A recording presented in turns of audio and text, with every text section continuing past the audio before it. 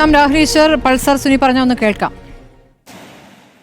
ഈ രാഹുൽ ഈശ്വരനെ ഞാൻ ഇപ്പോഴും ആ ഒരു മുടിയുണ്ട്, അത് ഈ ജിൻസന്റെ അടുത്ത് ചോദിക്കും ഈ രാഹുൽ ഈശ്വരൻ എങ്ങനെ ഇരിക്കണേന്ന് നോക്കാം. അപ്പം ജിൻസൺ പറയും മുടി ഉണ്ടാ ഫോണിൽ കിട ഞാൻ ജയിലിൽ കിടന്നപ്പോൾ തൊട്ട് ഞാൻ അപ്പം ഞാൻ എനിക്ക് അപ്പോൾ ഇവന്റെ ന്യൂസ് ഞാനിപ്പോൾ കാണാത്തതിന്റെ പ്രശ്നം ഈ സമയത്ത് കണ്ടു കഴിഞ്ഞാൽ ചിലപ്പോൾ ഞാൻ എങ്ങനെയാ പറയാൻ പറ്റില്ല. അതുകൊണ്ട് ഈ കേസ് കഴിയുമ്പോൾ ഇത് കണ്ടിട്ട് വേണം അവനെ ഞാൻ ഒന്ന് നോട്ട് ചെയ്ത് വെച്ചേങ്ങ. രാഹുൽ ഈശ്വർ നോട്ട് ചെയ്ത് വെച്ചിട്ടുണ്ട് എന്നൊക്കെയാണ് പറഞ്ഞിരിക്കുന്നത്. അയാൾ പകുതി തമാശയായിട്ടൊക്കെയാണ് സംസാരിക്കുന്നത്. അറിയാമല്ലോ ഇവരൊക്കെ എന്താണ് ചെയ്തുകൊണ്ടിരുന്നതെന്നും. പകുതി തമാശയായിട്ട് ഞാൻ കാര്യം പറയാം. പൾസർ സുനി കേൾക്കുകയാണെങ്കിൽ ഞാൻ മിനി മാഡൊക്കെ ഇരിക്കുന്ന വേദിയാണ്, ബഹുമാനത്തോടെ പറയാണ്, എടാ പൾസർ സുനി നീ എന്നെ ഒലത്തും, നീ അല്ല നിന്റെ അപ്പുറത്തെ ആൾക്കാരെ ഞാൻ കണ്ടിട്ടുണ്ട്. അതുകൊണ്ട് ഈ നമ്പറൊക്കെ സ്വന്തം കൈ വെച്ചിരുന്നാൽ മതി. അതുകൊണ്ട് പൾസർ സുനി സ്വന്തം പണി നോക്കിയാൽ മതി. എന്തായാലും ഇതിൽ അറസ്റ്റ് കുറെ കാലം ജയിലിൽ കിടക്കുമല്ലോ, നോക്കപ്പം കാണാം. ഇനി പൾസർ സുനിയോട് കഴിഞ്ഞ് എനിക്ക് അത്ഭുതം മിനി മാഡത്തോടാണ്. മിനി മാഡവും ഞാനും ആദ്യമായിട്ടാണ് ഒരേ വാദം ടി വിയിൽ പറയുന്നത്. ഞാൻ പറഞ്ഞ അതേ വാദമാണ് മിനി മാഡം പറഞ്ഞത്. ഒരുപക്ഷെ മാഡം ക്ഷീണം കാരണം കേൾക്കാത്തതായിരിക്കും. ഞാൻ പറഞ്ഞത് പൾസർ സുനി യഥാർത്ഥത്തിൽ നമ്മുടെ പാവപ്പെട്ട റോഷിബാലിനെ ട്രാപ്പ് ചെയ്താണോ എന്ന് എനിക്ക് സംശയമുണ്ട് എന്ന് ഞാൻ പറഞ്ഞ അതേ ലൈൻ, കാരണങ്ങൾ വ്യത്യസ്തമായിരിക്കാം, അത് തന്നെ മിനി മാഡം പറഞ്ഞിട്ട് അത് അസംബന്ധമെന്ന് പറയുന്നതിന് എന്തർത്ഥമാണ്? യഥാർത്ഥത്തിൽ എനിക്ക് സംശയം പൾസർ സുനി നേരെ തിരിച്ച് ഏതെങ്കിലും രീതിയിൽ റോഷിബാലിനെ തെറ്റിദ്ധരിപ്പിച്ചതാണോ എന്നുള്ളതാണ് എന്റെ സംശയം. ഇനി നമുക്ക് 2-3 കാര്യങ്ങൾ നോക്കാം. CBI അന്വേഷണത്തിന് വേണ്ടി മുമ്പും കൊടുത്തിരുന്നു. യഥാർത്ഥത്തിൽ 11-ാം തീയതി തീരാൻ പോകുന്ന കേസല്ലേ, മാഡത്തിന് നല്ല ആത്മവിശ്വാസമുണ്ട്. പിന്നെ ഈ കേസങ്ങ് മുമ്പോട്ട് പോയാൽ പോരെ, നമുക്ക് വിധി കേൾക്കാൻ കഴിയുമല്ലോ. എനിക്കിനി ആത്മവിശ്വാസമില്ലാത്തതുകൊണ്ടാണോ CBI അന്വേഷിക്കണമെന്ന് പറഞ്ഞത്? അല്ലല്ലോ, CBIക്ക് വേണ്ടി മുമ്പേ പോയിട്ടുള്ളൂ, വീണ്ടും വന്നതല്ലേ. April 7 എന്തായാലും ഹൈക്കോടതി എന്റെ വിധി പറയട്ടെ. പക്ഷെ എനിക്ക് മിനി മാഡത്തോട് ബഹുമാനപരിസരം റിക്വസ്റ്റ് ചെയ്യാനുള്ളത്, ഒരു മാധ്യമ പ്രവർത്തകനായിട്ടാണ്, മിനി മാഡം ഇത് പേഴ്സണലായിട്ടും കൂടെ കേൾക്കണം. എന്റെ മിനി മാഡം എന്തൊക്കെയാണ്, അഭിഭാഷകനാണ്, ദിലീപ് അനുകൂലിയാണ്, മാധ്യമ പ്രവർത്തകനാണ്, അങ്ങനെ പറ്റില്ലേ?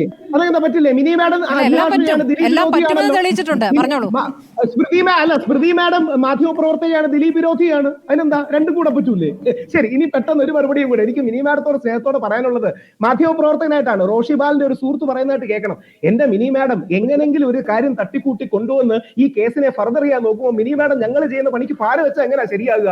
ഞങ്ങൾ ഇത്രയും ബുദ്ധിമുട്ടി ഇതിന്റെ പിന്നിൽ അന്താരാഷ്ട്ര ഗൂഢാലോചന ഉണ്ടെന്നും ദിലീപാണെന്ന് എങ്ങനെങ്കിലും പരിവാരി തേച്ച് ഇനി കേസ് തോറ്റാലും ഇതിന്റെ പിന്നിൽ വലിയ ഗൂഢാലോചന കാരണമാണ് തോറ്റെന്ന് ഒരു നെറേറ്റീവ് ഉണ്ടാക്കിക്കൊണ്ട് വന്നപ്പോ മിനി മാഡം ലൈവായിട്ട് അത് പൊളിക്കുകയാണെങ്കിൽ ഞങ്ങളോട് ചെയ്യുന്ന ദ്രോഹമല്ലേ എന്ന് ഏതെങ്കിലും മാധ്യമ പ്രവർത്തകൻ ചോദിച്ചാൽ അദ്ദേഹത്തെ കുറ്റം പറയാൻ കഴിയില്ല. അപ്പൊ എന്തായാലും ഒരാഴ്ചയോ 10 ദിവസമേ ഉള്ളൂ, നമ്മൾ രണ്ടും കേരളത്തിൽ അതിന് ശേഷം കാണും. എനിക്ക് ഒറ്റ റിക്വസ്റ്റേ ഉള്ളൂ, ഈ വിധിന്യായം വന്നു കഴിഞ്ഞാലും എന്നെയൊക്കെ ചർച്ചയ്ക്ക് വിളിക്കണം. നമുക്ക് കൂടി വന്നാൽ എനിക്ക് പറയാം, ചില പത്രമാധ്യമങ്ങൾ റിപ്പോർട്ട് ചെയ്യുന്ന 1 മാസത്തിനകം വരും, 11-ാം തീയതി വിചാരണ തീരും, അതിനുശേഷം വിധി പറയാൻ പറ്റുമെന്നുള്ളതാണ്. നമ്മളെല്ലാവരും ഇവിടെയും ജീവിക്കാൻ പോകുന്ന ആൾക്കാരല്ലേ. അപ്പൊ മിനി മാഡത്തിന്റെ നിലപാടിനോടാണ് എനിക്ക് യോജിപ്പ്. ഈ വിധി വരണം. ഇനി വിധി അനുകൂലമാകാം, എതിരാകാം, മിനി മാഡത്തിന് അനുകൂലമാകാം, അല്ലെങ്കിൽ ഞാൻ പറയുന്ന ഭാഗത്തിന് അനുകൂലമാകാം. രണ്ടുപേർക്കും അപ്പീൽ പോകാനുള്ള അവസരമുണ്ട്. എന്തായാലും ഈ അവസരത്തിൽ ഒരു ഫർദർ ഇൻവെസ്റ്റിഗേഷൻ വേണ്ടെന്നും ബാക്കി കാര്യങ്ങൾ വേണ്ടെന്നും പറയുന്നത്, മിനി മാഡം പറയുന്നത് സ്വാഗതാർഹമാണ്. നമുക്ക് കാണാം. ഇനി ഒരാഴ്ച അല്ലെങ്കിൽ 8 ദിവസം വെയിറ്റ് ചെയ്താൽ പോരെ. അതുകൊണ്ട് മിനി മാഡം ഞാൻ പറഞ്ഞ തെറ്റിദ്ധരിച്ചാണ്. മിനി മാഡത്തിന്റെ സ്പിരിറ്റിനോട് എനിക്ക് യോജിപ്പാണ്. നമുക്ക് ചെറിയ സമയം കൂടിയുള്ളൂ. ശ്രീമതി കുസുമൻ ജോസഫ്, ഇപ്പോൾ രാഹുൽ പറയുന്ന ഈ ആത്മവിശ്വാസത്തെ എങ്ങനെയാണ് താങ്കൾ കാണുന്നത്? കേസിൽ എന്ത് വിധി വന്നാലും എന്നെ ചർച്ചയ്ക്ക് വിളിക്കണമെന്ന് ഈ ഘട്ടത്തിൽ ഇത്ര ആത്മവിശ്വാസത്തോടെ പറയുന്നത് എന്തിന്റെ സൂചനയായിട്ടാണ് കാണേണ്ടത്? എൻ്റെ സ്മൃതി അല്ല, അതിങ്ങനെ സ്ഥിരമായി പറഞ്ഞുകൊണ്ടിരിക്കുകയല്ലേ ഞാൻ അങ്ങനെയാണ് ഇങ്ങനെയാണെന്ന്. അതിലൊന്നും വലിയ കാര്യമില്ല. നമ്മളുടെ വിഷയം രാഹുൽ ഈശ്വരയെ അല്ലല്ലോ.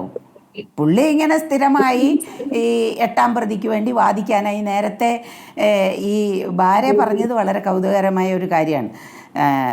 ഈ നടൻ കൊട്ടേഷൻ കൊടുക്കുന്ന ആളാണെങ്കിൽ ഇതും ഒരു കൊട്ടേഷനായി വേണം നമ്മൾ കാണാൻ. നിരന്തരമായി വന്നിരിക്കുക, ഇങ്ങനെ അങ്ങനെയല്ലേ ഇങ്ങനെയല്ലേ,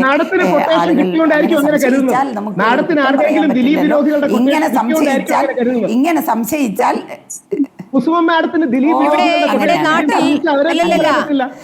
ഇവിടെ നാട്ടിൽ ഒരു സ്ത്രീ കൊട്ടേഷൻ കൊടുത്ത് ബലാത്സംഗം ചെയ്യപ്പെട്ടു എന്നൊരു സംഭവം വന്നു കഴിഞ്ഞാൽ നാട്ടിലെ സ്ത്രീകൾ അവർക്ക് പിന്തുണ കൊടുക്കും. അങ്ങനെയാണ് പുരുഷന്മാരെ വ്യാജ കേസ് ഇദ്ദേഹം ഇങ്ങനെ അല്ലെ. എനിക്ക് ഈ ഒരു രീതിയാണ് എനിക്ക് പിടിക്കാത്തത്. അദ്ദേഹം പറയുമ്പോൾ നമ്മൾ ഇത്ര മാന്യതയില്ലാതെ പെരുമാറുന്ന ഒരു മനുഷ്യനെ നിങ്ങളിങ്ങനെ നിരന്തരം ചർച്ചയ്ക്ക് വിളിക്കുന്നതിന് എനിക്ക് അതിശയമാണ്. എല്ലാവരുടെയും വായിലേക്ക് കയറി വരിക എന്നുള്ളതാണ് അയാളുടെ ഒരു കലാപരിപാടി. ആര് പറഞ്ഞാലും അപ്പോ എന്നാൽ പിന്നെ അവതാരകർ വേണ്ടല്ലോ. എല്ലാം അയാളങ്ങ് ഏറ്റെടുക്കും. സ്മൃതി മാഡത്തിന്റെ മിനി ചോദ്യം മാഡത്തിന് എന്നോടായിരുന്നു, അതാ മറുപടി മറുപടി, പറഞ്ഞത്. കുസുമ മാഡത്തിന് മറുപടി, എല്ലാവർക്കും മറുപടി അപ്പോഴപ്പോഴ അയാൾ പറഞ്ഞുകൊണ്ടിരിക്കുകയാണ്. ഇയാൾ ഒരു നീതി നേരമില്ലാത്ത ഒരു മനുഷ്യനാണ്. ഒരു മിനിമം സംസ്കാരം വേണ്ടേ? മിണ്ടാതിരിക്കാൻ അവസാനമായി നമ്മുടെ സമയം കഴിയാണ്. ദീദി ഒരു മിനിറ്റിൽ ദീദി ഒന്ന് പറയാമോ? ഞാനൊന്ന് പറയുന്നത്, എനിക്ക് എന്നെ സംബന്ധിച്ച് ഒറ്റ കാര്യമേ പറയാനുള്ളൂ. എന്നെ സംബന്ധിച്ച് ഈ വെളിപ്പെടുത്തൽ കേരളത്തിലെ ഇങ്ങനെയുള്ള ഈ കൊട്ടേഷൻ വാദക്കാരുടെ വാദത്തെ കേട്ടുകൊണ്ടിരിക്കുന്ന പൊതുസമൂഹത്തിന് അവരുടെ ആ ബോധ്യം തിരുത്താനുള്ള ഏറ്റവും നല്ലൊരു അവസരമാണ്. ഈ പ്രതി തന്നെ വന്ന് പറഞ്ഞിരിക്കുന്നു, എനിക്ക് ദിലീപ് കൊട്ടേഷൻ തന്നു, 1.5 കോടി രൂപയാണ്, അതിൽ ഇനി ഏതാണ്ട് 80 ലക്ഷം കിട്ടാനുണ്ട് എന്ന്. എങ്ങനെയൊക്കെ സ്വാധീനിച്ചാലും കേരളത്തിന്റെ പൊതുസമൂഹത്തെ ഇത് സ്വാധീനിക്കുക തന്നെ ചെയ്യും. ദീദി സ്മൃതി, നമ്മളിത് ഫാസിക്കലാക്കരുത്. ഇത്തരം ആൾക്കാരെ കൊണ്ട് ഇരുത്തി അങ്ങനെ ഒരു ദിവസമല്ല ഇന്ന് ആ കുറ്റം ചെയ്ത ആള് ഒരു തരിമ്പ് പോലും കുറ്റബോധമില്ലാതെ അയാൾ ചെയ്ത പ്രവൃത്തി എന്താണെന്ന് കേട്ടു നിന്ന് നമുക്ക് ഇത്തിരി എമ്പതി ഉണ്ടെങ്കിൽ അത് കടന്നുപോയ ആളുടെ പോയിന്റ് ഓഫ് വ്യൂവിൽ വന്നിട്ട് ആലോചിക്കണം. അപ്പം ഇനിയും എന്നെ ചർച്ചയ്ക്ക് വിളിക്കുമെന്നും ഇത്തരം കളിതമാശകളും ഒന്നും നമുക്ക് നടത്താൻ പറ്റില്ല. ഇത്തരം ചർച്ചകൾ എന്ന് പറയുന്നത് ഈ ആൾക്കാർക്കുള്ള ഈ കസരത്ത് നടത്താനുള്ള വേദിയല്ല. നമ്മൾ സംസാരിക്കുന്നത് ഇരയാക്കപ്പെട്ട ഒരാളെ ഇരുട്ടത്ത് നിൽക്കുന്ന അസംഖ്യം ഇരകളെയും ഓർത്തുകൊണ്ട് വേണം നമ്മൾ ഇത്തരം ചർച്ചകൾ സംഘടിപ്പിക്കാനും മുന്നോട്ട് പോകാനും. സ്മൃതി ഇടപെടണമായിരുന്നു. ഇത്തരം ചിരിച്ചുകൊണ്ട് തമാശയായിട്ട് ഫാസിക്കലായിട്ട് ഇത്തരം ചർച്ചകളെ നമ്മൾ തരം താഴ്ത്തരുത്. അല്ല, അങ്ങനെ പ്രതികരിക്കുന്നവരെ കേരളം കണ്ടുകൊണ്ടിരിക്കുകയാണ്. അവരുടെ പ്രതികരണവും രീതിയും ഒന്നും നമുക്ക് മാറ്റാൻ പറ്റില്ല ദീദി. അതിൽ ചർച്ചയിൽ രണ്ട് ഭാഗവും പറയാൻ ഒരാൾ വേണ്ടേ? അതുകൊണ്ടാണ് നമ്മൾ അങ്ങനെ രണ്ട് ഭാഗത്തെയും വിളിക്കുന്നത്. ഓരോ തവണയും ഇത് നടക്കരുത് എന്നൊരു മാത്രമേ. ശരി, അതിനെ നല്ല അർത്ഥത്തിൽ തന്നെ ഞാൻ അതിനെ എടുക്കുന്നു. നമുക്ക് നോക്കാം, ഇനി സമയമില്ലാത്തതുകൊണ്ടാണ്. ഈ മാസം 11-ന് ഇതിലെ നടപടിക്രമങ്ങൾ എവിടേക്ക് എത്തും, അതിനുശേഷം എന്താണ് സംഭവിക്കുക നമുക്ക് നോക്കാം. അതിജീവിതം എന്തായാലും നീതിക്കായി കാത്തു നിൽക്കുന്നു എന്നുള്ളതാണ് നമ്മുടെ മുന്നിലെ യാഥാർത്ഥ്യം.